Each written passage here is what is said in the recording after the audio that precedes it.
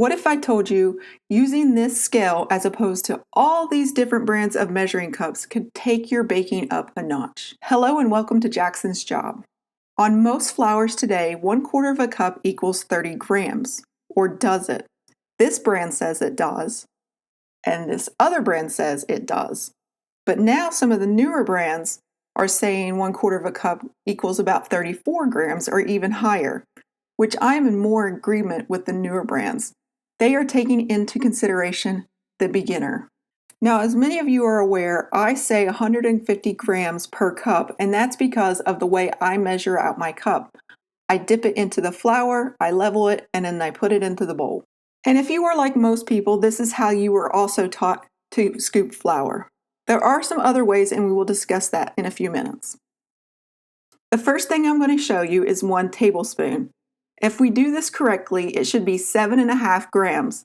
My scale rounds up, so it should show 8 grams.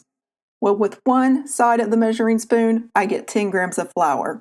That's not that much of a difference when you think about it, but if you do 10 times 16, that's 160 grams. However, when I use the other side of the measuring spoon, I'm getting now 9 grams of flour.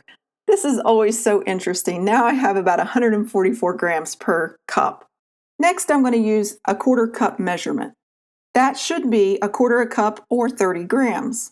However, I'm getting 39 grams, and I'm going to use a different type of measuring cup, and I'm getting 38 grams. So why am I getting 38 grams? And that's roughly 152 grams per cup. So I'm going to do this again with 1/3 of a cup, which should equal about 40 grams of flour.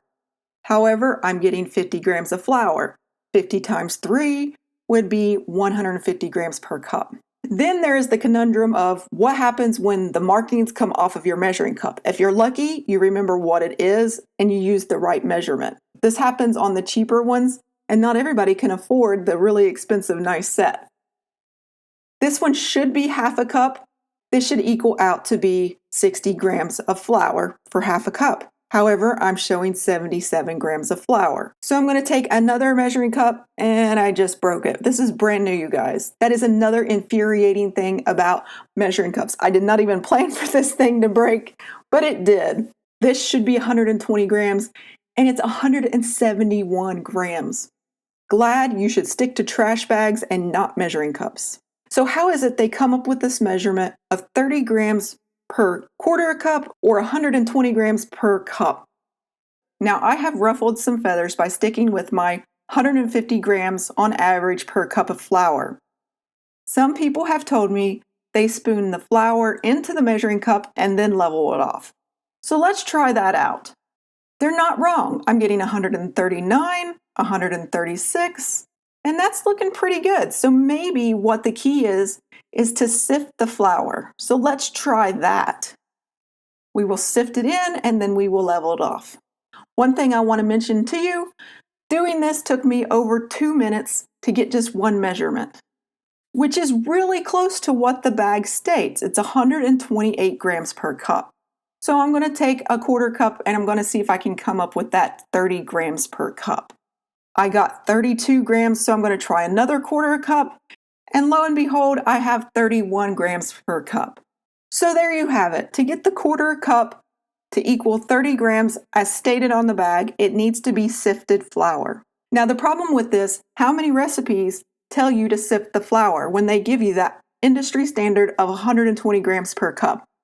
Not many of them do they? What if they do what most people do, scoop the flour, level it off with the back of a knife, and put it into their mixing bowl? It may not matter for some recipes, but for others it could absolutely destroy them. And I'm going to show you my point here. These are the exact same cookies, one used by using measuring cups and one used by making it with the grams that they provided for us.